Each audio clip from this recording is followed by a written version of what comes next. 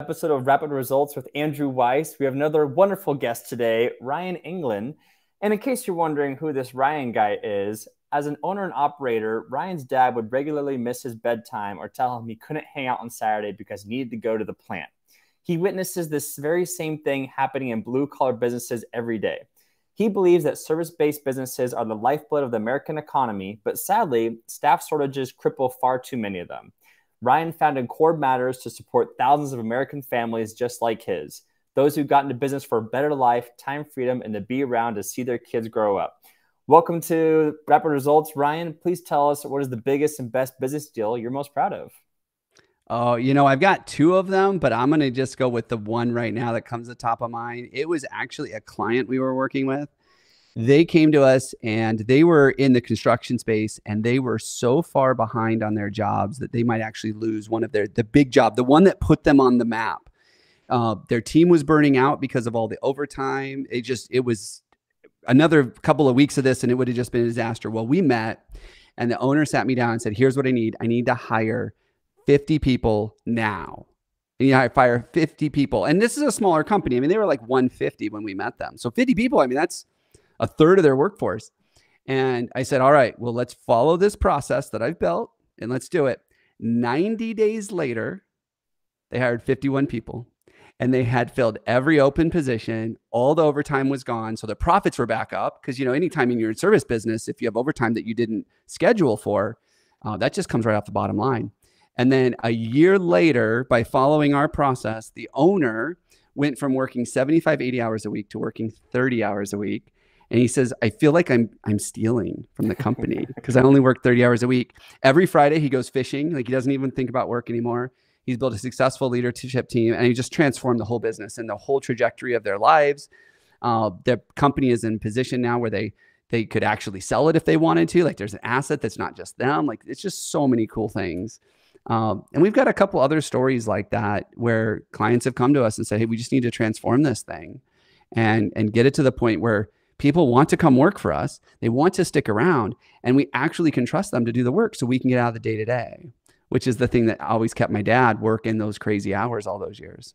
I love that. I love that. And I'm sure that just must feel so amazing, just like growing up in a family where your dad was always working and then how you're able to help create that freedom for so many families and companies around the world to be able to make that a reality where they don't have to spend 70 hours a week. They can only spend 20 or 30 hours and then enjoy their freedom with whatever they want to do. So that's so cool. Yeah. Let's dive into the nitty gritty about that a little bit. So what do most people get wrong about creating job descriptions and selecting candidates? Oh, wow. There's like 6 questions you just asked me there. All right. So let me start with job descriptions. So the first thing that I think people get wrong with job descriptions is to remember that the thing that you post on Indeed or Career Builder or whoever you're using for your job postings, that thing you post there is not a job description. The thing that you post is an advertisement to apply for a position with your company. And we need to treat it as such, as an advertisement. You can't take the thing that legal or HR wrote for you or that you wrote 10 years ago because you copied it off someone else's website. You can't take that thing and post it on Indeed and expect any kind of different results than what anybody else in the industry is getting, because you're basically taking this thing that is just a list of bullet points that nobody cares about and putting it on Indeed. The principle here is you have to remember that people don't leave jobs. People leave managers. They leave bosses. They leave toxic company cultures. They leave poor communicating leadership teams. This is what they leave.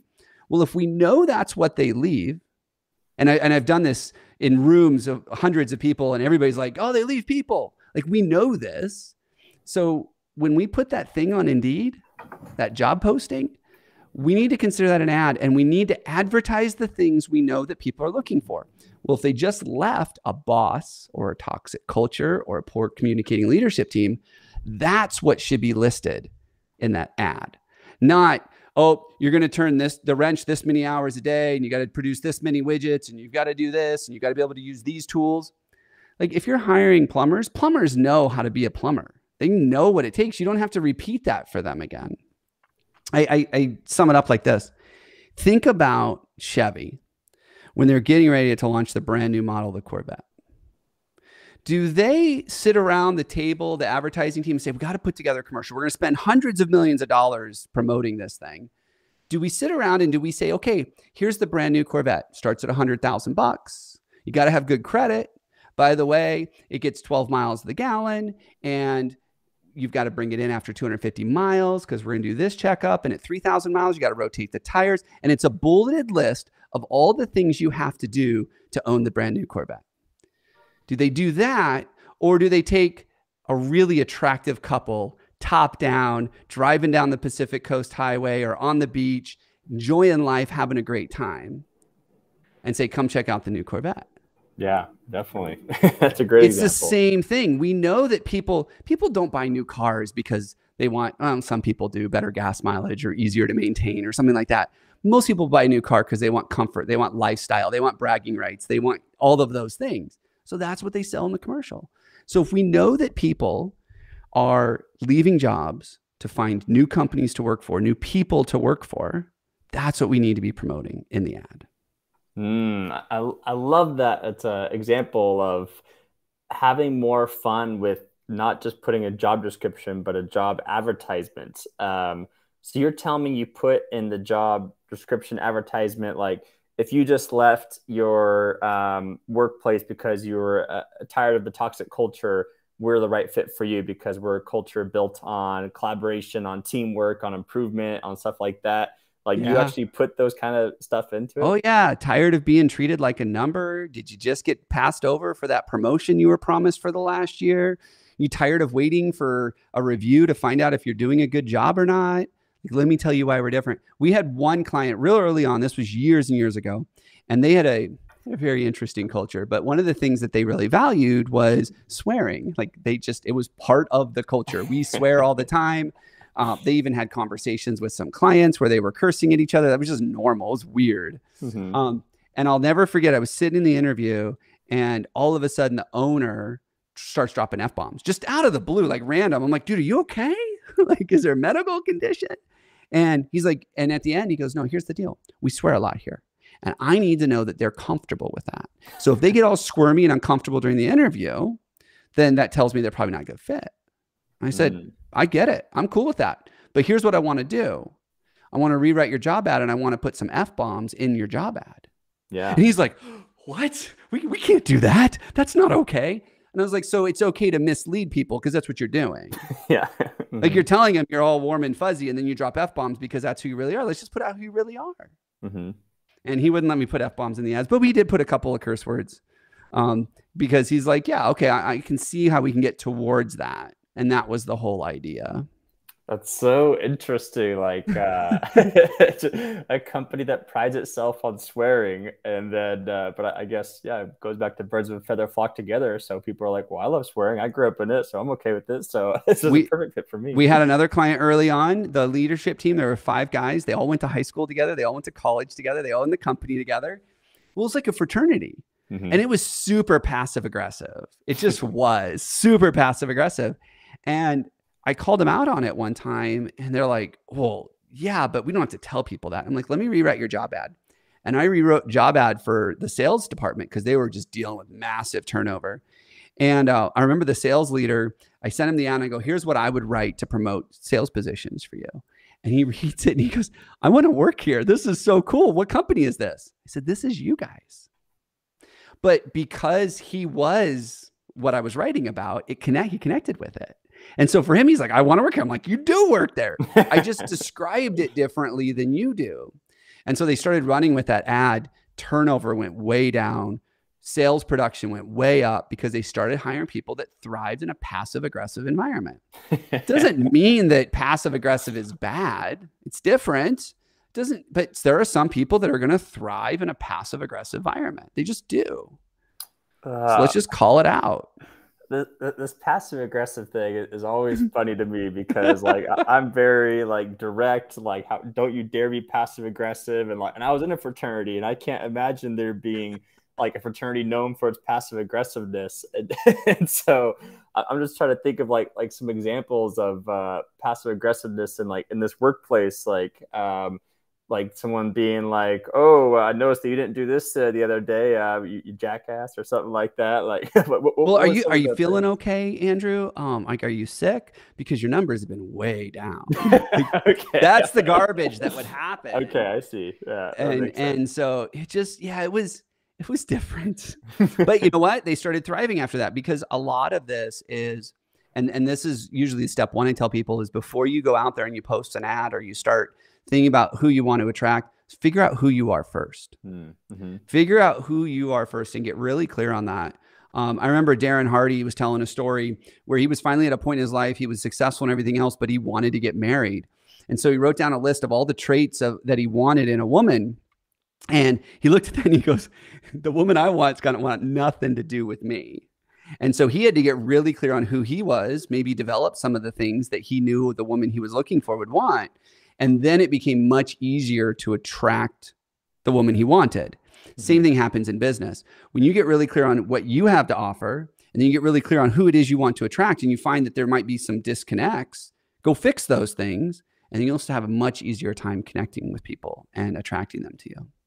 I love that. Yeah, just the importance of a quote unquote shotgun approach versus a pick and choose your battles kind of thing. I've been obsessed with a quote recently too, that like lions, they don't spend their time going after mice in the fields. Like they're very, very calculated, taking time to go after the gazelles, because the gazelles are their meal for the day, if not the week. Where they can spend all this energy going after a mouse, but I'll feed you for what, 15 minutes. Like you'd be kind of the same energy anyway to go after gazelles. So I definitely love that. And all right, so I didn't realize I was asking 6 questions at once. So I'll I didn't even get to answer the second part of your question, which was interviewing, right? Yes, correct. Yeah, that part. Good memory. Yes. Yeah. So I would say that the number one problem I see in interviewing is when the candidate walks in the door.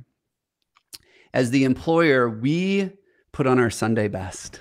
We clean up the office. We make sure everybody's on their best behavior. We've got drinks in the fridge. Candidate walks in, we sit him at the table, and the first thing we do is look at him and go, Andrew, let me tell you why this is going to be the right company for you. And we vomit all over them for the next 20 minutes about all the cool things that they're going to be able to get, all the things we're doing, all the things we're doing to pour in our team, all the things we're doing to create a great company where people are going to succeed, and there's going to be a career path, and blah, blah, blah, blah, blah, blah, blah, blah, blah. And then the candidate, if they're not ready to walk out because they're bored to death, sitting there taking all this in. And then we start asking them questions. So Andrew, what are some career goals? And you're going, well, you just told me that one of your goals is X. So I'm just going to tell you my career goal is X. And I'll have a better chance of getting it. So what we do is we vomit all of the answers to the test in the first 20 minutes of meeting them, because we think we have to sell ourselves. We have to showboat, be that peacock and be like, look at me. And then we start asking them questions, and then they just start regurgitating back everything we just told them for the last 20 minutes. And the interview does not become a conversation. The interview does not become an opportunity for us to put our authentic selves out there on both sides, because we both do it, right? That candidate comes in, you know what? They probably took a shower this morning, right? They maybe got some clothes without holes in it. And I know there's some people probably watching this going, are you kidding me? Let me tell you about some of the people that walk in and talk to me, right? But they do. And we have this perception, especially in the United States, where we need to think, hey, I need to put my best foot forward. First impressions are the most important. I got 5 seconds to impress somebody, 3 seconds to grab their attention. We know all of these things. So what do? The candidate goes out there, they get a haircut, they buy some new clothes, they take a shower, they brush up on some of their interviewing skills, they rehearse some of their answers. But that's not real. That's not who they are. Well, as employers, we do the same thing. Hey, everybody, we got this candidate I'm really excited about. Clean up the office, be on your best behavior. Like, we do the same thing. And what I'd rather see happen is we both put our authentic selves out there and says, no, this is who I really am. We ain't perfect. We don't have it all together. We curse like sailors. Like, let's just be honest with us, you know? And then, the candidate makes a big effort to make sure they're there on time, but they're not really on time. Like, let's talk about some of these things. Let's have these conversations so we really get to find out who it is that we're going to be working with. And most interviews, I think the average interview length in this country is somewhere between 25 and 45 minutes. It depends on the industry. I would say a lot in the blue collar space, 15 minutes is pretty good. 15-minute interview. What can you find out about someone in 15 minutes? I mean, think about this. In some states in this country, it is easier to get divorced from your spouse than it is to fire an employee.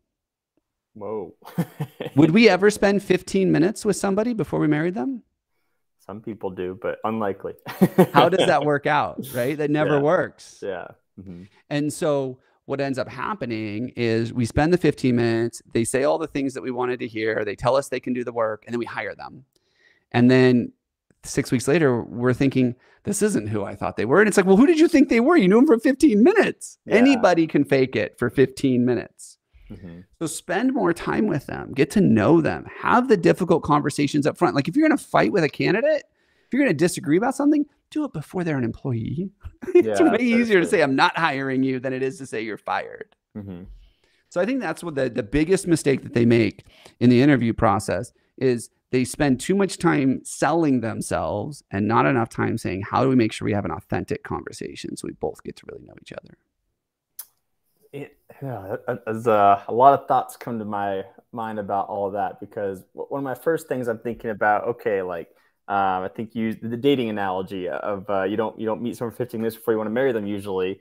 But on a first date, usually you want to make a good impression. Like, yeah, if you have a dirty room at home and a dirty car, like you wouldn't do your first date in your dirty room or dirty car. You'd be like, hey, you're right. I am.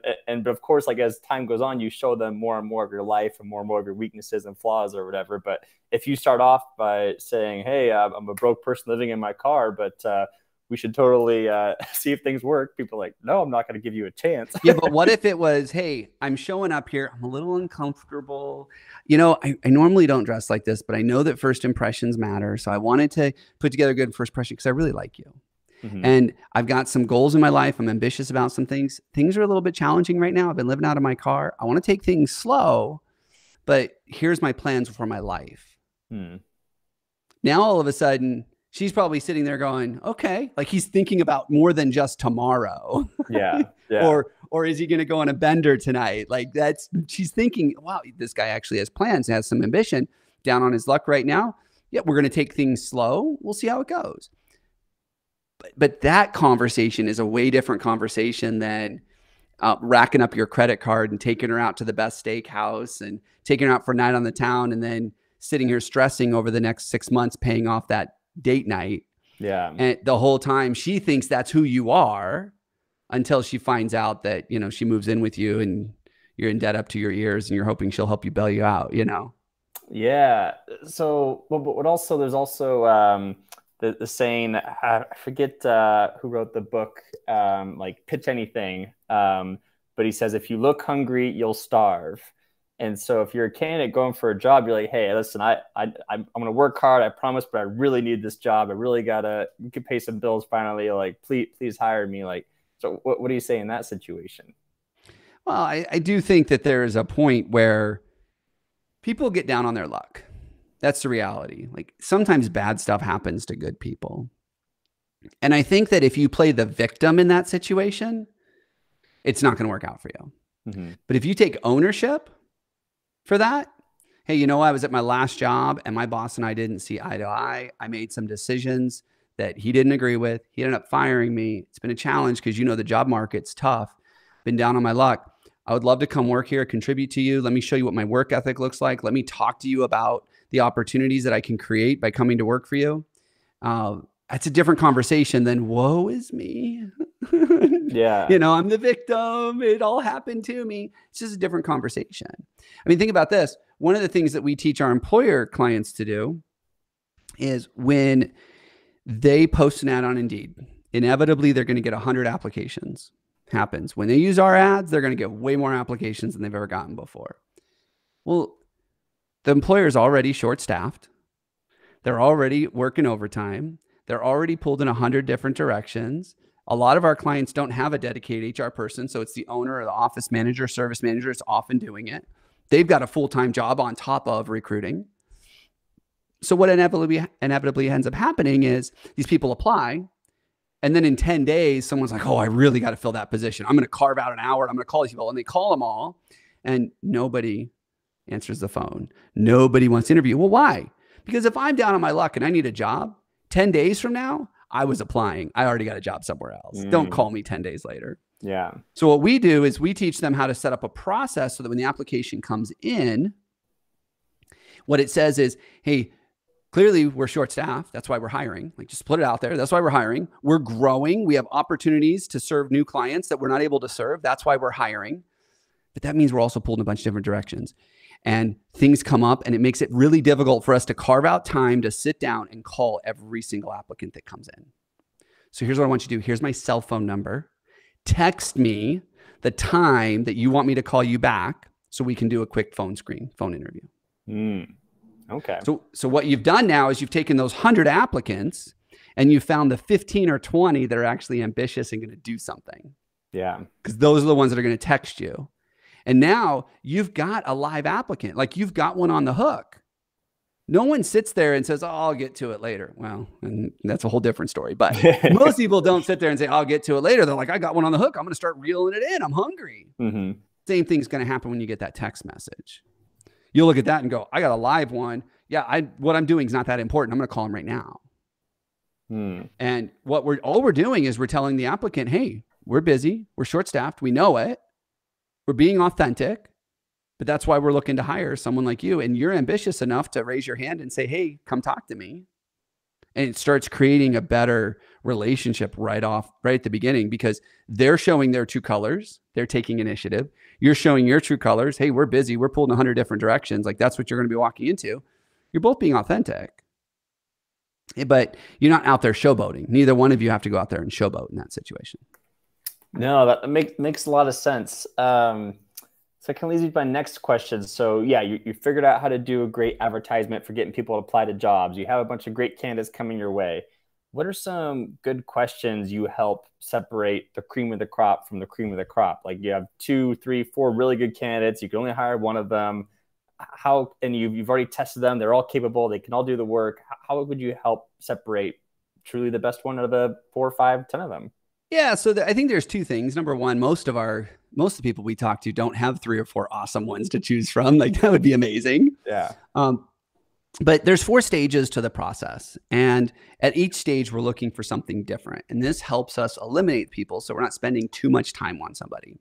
The first thing we're doing is we are looking at what we call the pre-qualification step. That's the part where we say, okay, what are the things that are straight up non-negotiable? Like, I am not going to talk to this person if they can't do X, Y, and Z, or they don't believe this.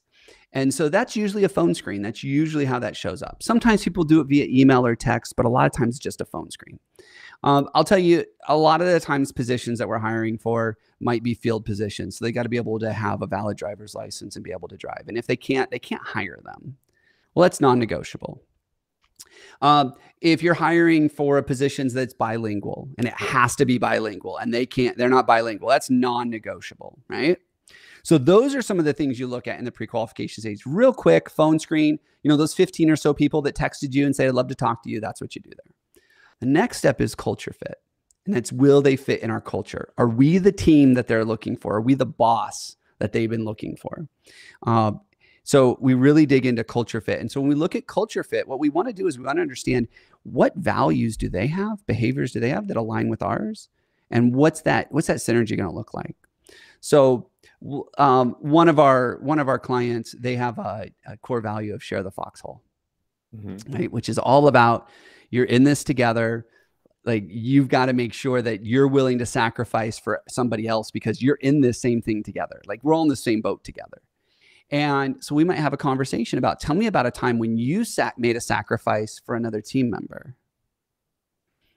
And what was the outcome of that? What was the result of that? How'd that make you feel? And if they're like, oh, I don't sacrifice for other people. Well, that's a big red flag. You're probably not going to be a culture fit, right? So that might be a culture question. And then the next step is position fit. And that's, can they do the job? Do they have the skills and abilities to do the job? This is one becomes very unique. But what I like to do here in position fit is I like to give them some real life work. It's a great example. I don't know if a lot of your listeners will be hiring customer service reps, for example. But that's one that we do a lot of. They hire customer service reps, and what they do is they bring the customer service rep in, they put them in the conference room, and they have a face-to-face conversation with them. They're like, this person's awesome. Oh my gosh, we connect. I love it. And then you send them out on the phones and it's just a hot mess. It's a disaster because they've got great interpersonal skills face-to-face. They don't have great phone skills. So what I'd rather just say is during position fit, instead of doing a question, let's put them in the environment in which they're going to work and see how they perform. So do that interview over a phone. You can still invite them to the office. So you still meet them. You have a 5-minute, hey, here's what we're going to do. You're going to sit there and I'm going to call that phone number from another office and we're going to do the interview over the phone. Interesting. Now you get to see the phone skills. Right? You get to see how well they perform. And then the last step is what we call it's the offer meeting. And what it is we call it the pullback offer, because what happens in offers, I don't know if you've ever seen this before, but I'm so excited. I'm like, Andrew, I'm so excited. We're making you the offer. We're going to pay you $27 an hour. You get 2 days or 2 weeks of PTO. When can you start? And that's usually how those meetings go. But what if I said, hey, Andrew, I want to make you the offer. And I start to slide the offer letter over to you. But before you grab it, I pull it back. I say, but before we get to that, I've got a few things that I just want to have some conversations with you. And keep in mind, if at the end of this conversation, you still want the job, it's yours. Like I've already made the decision. I'm hiring you if you say yes. But before we get there, let's set some expectations with each other. Back to that relationship analogy. You ever moved in with someone before that wasn't immediate family member, right? Oh yeah, of course. Whether you're moving in with the buddies or your girlfriend or your spouse, whatever. The first couple of months is always a little tricky. You know, who claims what shelf in the fridge, and do we drink out of the milk container? Is that my bag of chips, your bag of chips, or our bag of chips? Yeah. Which way did the toilet paper go? You know, those kinds of things. Imagine before you moved in with them, you had a checklist of all these little annoying things. They're not deal breakers, but they're just things that are going to annoy each other for the next 6 months. And you just went through all of them. And I was like, which way does the toilet paper go? Oh, okay. Top over. Perfect. Check. Shoes. Do we wear them in the house or not? No, we don't wear them in the house. Okay. Check. And you just went through this list. How much easier would that first 6 months be? Much easier. Much easier. Yeah. You can do the same thing when you're hiring somebody. Exact same thing. I shared with you that we're short-staffed. And so one of the things that happens a lot around here is you don't get all the information you need to complete the work. It's going to happen. I'm going to be in a hurry. You're going to be asking me questions. I'm going to give you just a little bit, and then we go from there. How do we deal with that? What's your response to that? And we just set some expectations about the things that are going to drive each other nuts, but they aren't deal breakers. So those are some of the questions. That's my approach to questions. It's less about a structured guide and more it is adapting it to the client and their needs. I love that. So just like, yeah, so understanding that, well, first, it's good to know too, that it is rare for people to have 3, 4, 5 people to choose from for like best the best. But then also, yeah, like you said, if it gets down to the wire, just like having those tiny little details fleshed out, and you can usually tell based on those tiny little details. And, you know, a crazy example too, I did some kind of reporters conference when I was in high school. And this guy named Chris Summer, he ended up being the host for Slime, Nickelodeon show. Yeah. He was talking about when he was going through the audition process, how he was neck and neck with this other guy. And the show had no idea who to choose because both of them fit the job descriptions. They're incredible. They're amazing. But the only difference why this guy got selected is because after like the interview ended for like the practice session to see how they do with kids, he'd be like, all right, and thank you for watching tonight. Versus the other guy is like, so is the interview done now? Oh, yeah. It's just so interesting, like how every detail matters and just like the importance of acting like you already have the job before you have the job. And how far that goes too in every step of the way. That's a big one. We do a lot of work, like I said, in blue collar. And when people show up dressed like they're ready to work, I mean, you don't even have to ask the question. Oh, you got your steel-toed boots on, you got your PPE on, like you look like you're ready to work, even though it's just an interview. I mean, I need to start coaching job seekers, but I'm telling you, if you're a job seeker listening to this by any chance, show up like you're ready to work. And that right there goes a long ways with employers. Like it's a little thing. But one thing I will tell you, if you do get to the point where you got 2 or 3 people and they're all perfect, they're all identical. Now, our system, when you put in our process and you're keeping score along the way, it's very rare that this will happen. But if it does, one of the best ways to do it is to run a behavioral assessment. So you might have heard of DISC or culture index or predictive index, some of these behavioral assessments. I love running the behavioral assessment and then getting a real good feel for who it is that I'm hiring. Not necessarily using the assessments in the decision-making process, but if it's a tie, if it's between, the two of us and the role does require a little bit more extroversion and one of us is a little more extroverted, we like to get out there and have fun and talk to people, well, that's going to sway somebody and it may not show up. We both might be extroverts, but maybe you're a little more extroverted than I am. And so that assessment will be able to tell you that. So when you get that report back, you'll be able to have a really good idea of who's going to be the better fit. Oh, I love that. And I like how you said too, how you're like, oh, I definitely need to help more job seekers a little bit too. So let's talk about that a little bit, like as a job seeker, how you can help stand out. So we talked about, show up ready to work, obviously have a great resume. And it sounds like it's not just having a great resume, but a creative resume that showcases your personality and who you are and what you stand for. But what else would you tell job seekers to help stand out when they're applying for ideal positions? So I think, and I'm going to do my best to make this just blanket regardless of the position, but your personal brand matters.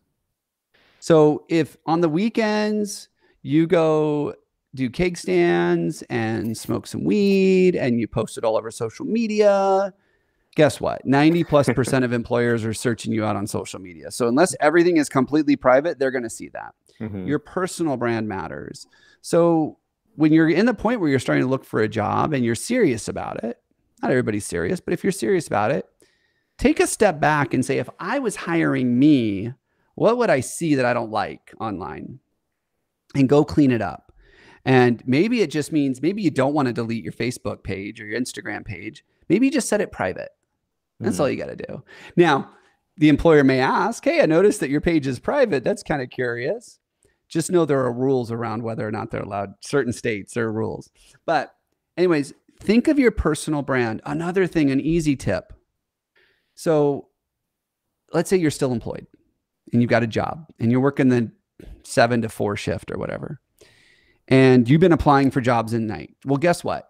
Employers aren't going to see that till 7 or 8 o'clock the next morning. They're going to call you at 8:30 in the morning. They're going to leave you a voicemail. Well, imagine you just said, hey, you went and you changed your voicemail greeting. And you just said, hey, if you're calling to schedule an interview, I want to let you know that Monday through Friday, I work from 7 to 4. I get lunch between 12 and 1. Happy to call you back between 12 and 1 or after 4. When you leave the voicemail message, just let me know which time works better for you. Like, do you know how impressive that would be to an employer? Yeah, seriously. And that's something simple you can do. And your friends are going to be like, dude, your voicemail greeting's weird. Well, yeah, I'm looking for a job and I'm serious about it. And then when you get the job, you switch it back. But little things around branding could be so powerful for a job seeker that really is going to make them stand out. Because your goal as a job seeker is to not look like everybody else that's applying. Your job is to look different. No, it's so true. No, I love that. Just like how many extra details and extra steps you're taking, making sure your social media is on point, changing your voicemail, and just, it's showcasing, people hire you for your brand, not just for your skills. And so like what you said, standing out every chance you get.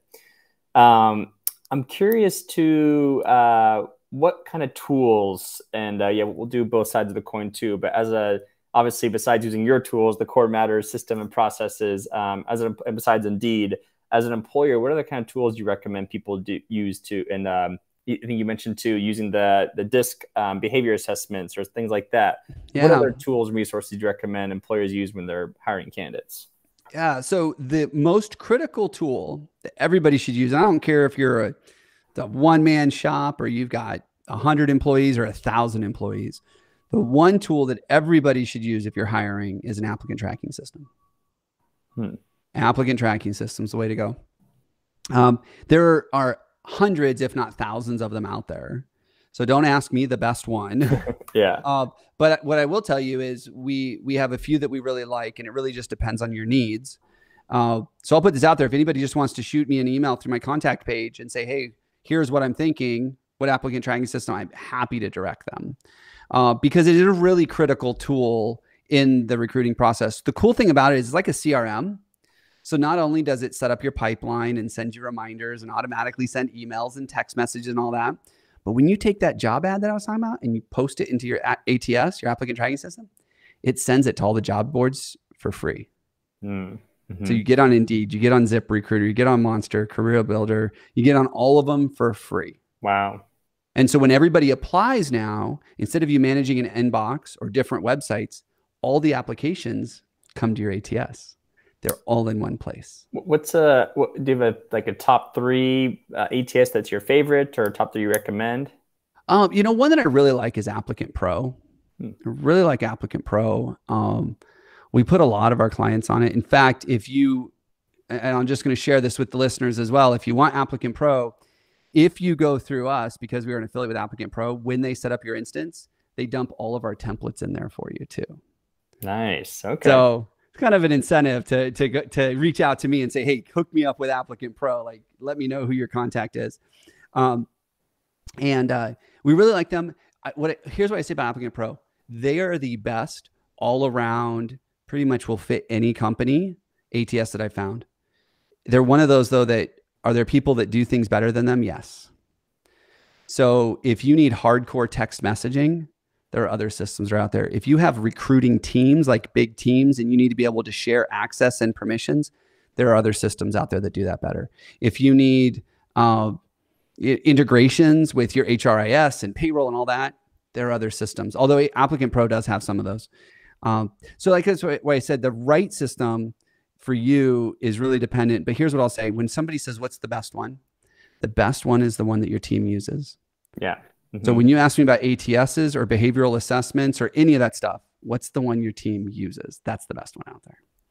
So ATS is one of them. I love behavioral assessments. One of them that I really like is Kolbe, Kolbe. Never heard of that one. And here's why I like Kolbe. So it's a little different take on it. It's less of the why and more of the how. There's probably a Kolbe person listening going, you're explaining it wrong. Here's why I like it. You get a report, but what you get is 4 numbers. So you have 4 numbers. Some are 3296. And once you know Kolbe, if you know what that first number means, the second number, the third number, the fourth number means, you know how to communicate with me. You know how to share details with me. You know how to involve me in projects. You know so much just by knowing those 4 numbers and what they mean. And the reason I like it is we work with a lot of teams that are busy. They don't have time to read 40-page reports to understand each other. So they just walk around wearing stickers with the 4 numbers on it.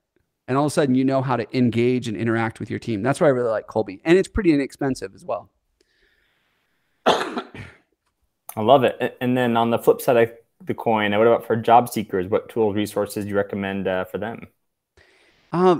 So with one of the things I will tell you for resources, if you're serious about your career, and especially if you're moving up or you're moving into an industry that maybe you don't have a lot of experience with, I run into a lot of people, especially that are working hourly right now. And they're like, I really want that next step in my career, but no one's really giving me the shot.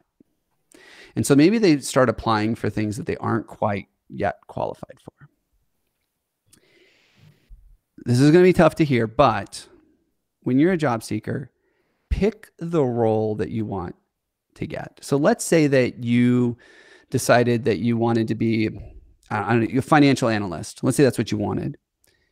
What I want you to do is I want you to only apply for financial analyst positions. And then I want you to tailor your resume to each job you apply for. Because here's the reality. When you are looking for a specific job, the ATSs help us screen your resume. And we look for certain keywords and we look for certain phrases.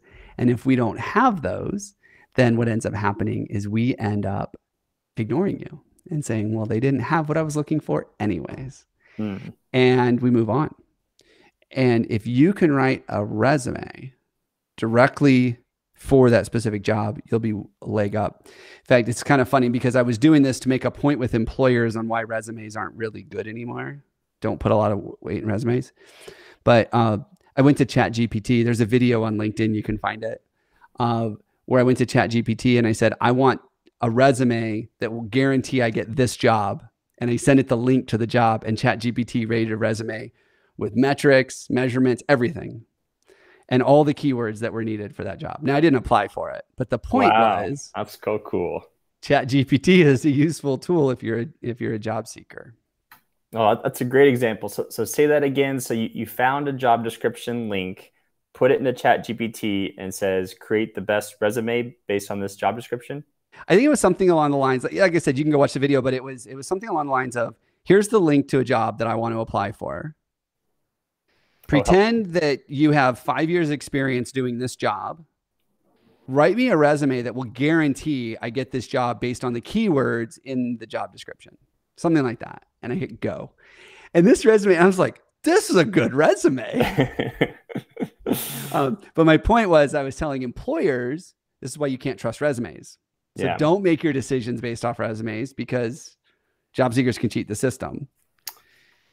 But on the same token, I also know that a lot of job seekers never hear from employers because they don't have good resumes. Yeah. So if ChatGPT can get you a leg up and help you get more interviews, then why not? It's a great tool. I definitely think that, because I think, so I love talking about AI and all the innovation that comes with it. And it's too bad that people are still afraid to use it. So I still think that if you are a savvy enough person who actually knows what you're talking about for the jobs you're applying for, I would definitely recommend using ChatGPT, because I think a lot of people still, don't want to use it, and then don't know how to use it, or they're too afraid to leverage it. I did see a Reddit post about a guy who was doing cover letters using ChatGPT for all these jobs, and he kept getting invited to all these interviews. He's like, I don't know what to do. Life's so tough. Everyone wants to offer me a job all the time, but just because of ChatGPT, life's so tough for me. We're like, oh man. Now here's the thing that I will warn you as a job seeker: if you let ChatGPT develop a resume for you, make sure that you can back it up, because that employer will hire you. And they will learn that you lied to them. Yeah, that's no good. And there have been some people that have actually gotten sued by employers for lying about degrees and stuff like that. So be very careful using these tools. Make sure you read it. Make sure you read it. And make sure it sounds like you. And that's one of the things that we encourage employers to do too. If you're going to use ChatGPT to help you write a job ad, like, it'll only going to get you so far, because it's not going to understand your culture or any of that stuff. You're going to have to add those things. So just make sure it's authentic. That's the key there. No, 100%. And I'm watching the show Suits right now, and it's a perfect example. Like, the main character, like, he never went to Harvard, but he's like so good at his job, and so it's this whole dynamic thing. But I agree. Tell the truth where you can, but obviously, I don't know, if you're a kid genius and you're bringing a bunch of money to the firm, then I don't know, maybe hopefully they'll advocate for you. And that's the thing. Like, I look at tools like ChatGPT as a way to make us more efficient. Maybe not more effective, but more efficient. Why spend time researching how to write a resume when they didn't teach me that in school, when ChatGPT can help me get started? Yeah, exactly. But like I said, don't take what it spits out and just deliver that, because you'll get caught. You got to make sure you go through it. No, 100%. Well, I know we have a few minutes left here, so I have a last couple questions. One of them is, what are the non-negotiable actions as an entrepreneur to be successful? I think that the one thing that comes to my mind is stop being everything to everyone.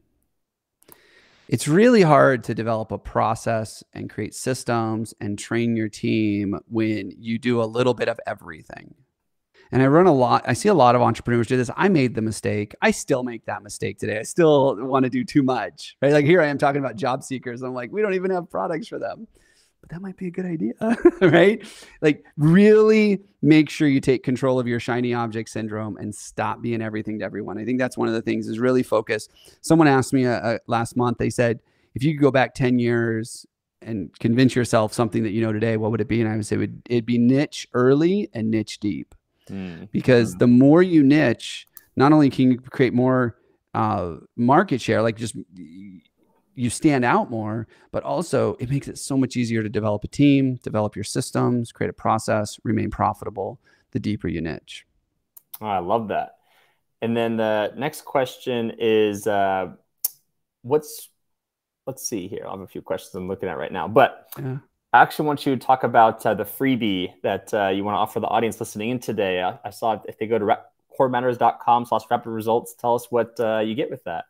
Yeah, so we've got a couple of chapters of my new books. I have a book coming out in 6 weeks. I can't believe it. So you might be listening to this, and the book's already out. It's called Hire Better People Faster. It is an overview of our entire process. I teach you everything. Like I pull back the kimono. I'm like, this is how we do it. This is what we do. And really excited. That's going to be out on print, Kindle, and audiobook. And then you also get our 2-minute survey around recruiting roadblocks. So recruiting roadblocks is one of those things where you there are mistakes that every single employer makes. They just make them. And inside of this survey, which by the way, it's 14 questions and it takes you 2 minutes, it will help you diagnose exactly what you need to do to get to that next level in your recruiting results. And so we've got that there. We've also got a 10-minute masterclass that gives you a quick overview of our model and some of our tools that we use. And I look at it this way. You mentioned it earlier. I do this because there are so many entrepreneurs out there that are like my dad, and we're working crazy hours and not getting the things they wanted with their family and those sorts of things. I would give all this away for free if I knew people would actually use it. So I want to give you tools. I want to give you things that'll help you get better hiring results, but also be able to retain and keep those people as well, because that's another big challenge for a lot of people. So yeah, when you go to that page, you will be able to download those 3 things, get access to them, and get you some information on how this whole thing works. Oh, thank you for that. No, yeah. So those listening in, obviously Ryan's done a lot of golden nuggets today, so I can only imagine how he's going to keep providing more by going to corematters.com/rapid results. And then the last 2 questions, Ryan, how can we get a hold of you? How can we contact you and connect with you? So if you want to reach out to me personally, Ryan England on LinkedIn, super easy to find. You can Google search me. I've been making it a personal effort to get the first page of Google. But now Google makes it so when you scroll, the page just keeps going, but I'm working on it. Yeah. But pretty easy to find me there. But if you want to learn more about what it is that we do, corematters.com. Not only get access to masterclass, download books. We've got other things that you can download as well. I've got another book that I wrote just on interviewing. There's a lot of great free resources there on our website. Plus, if you want to meet with me and my team to learn more about how we can help you implement the CoreFit hiring system, you can contact us through that site as well. All right, perfect. And then the last question is, Ryan, what's the one takeaway you want someone to have from this interview today? I think that it goes back to when I was talking about playing the victim. If you're struggling to attract good people, and you're struggling to hire and find good people, realize that you do have control, that you are not the victim. Sometimes it's easier to play the victim than it is to take ownership, but just know that you have control to fix this. It might be a labor shortage. It might be a tough job market. There might be competition that's paying more than you. You still will find the best people when you take the time to take ownership and make it happen. I love that. Wise words indeed. Well, thank you again, Ryan, for coming on the show today. And thank you all for listening. We'll see you next week for another episode of Rapid Results. Take care, everyone.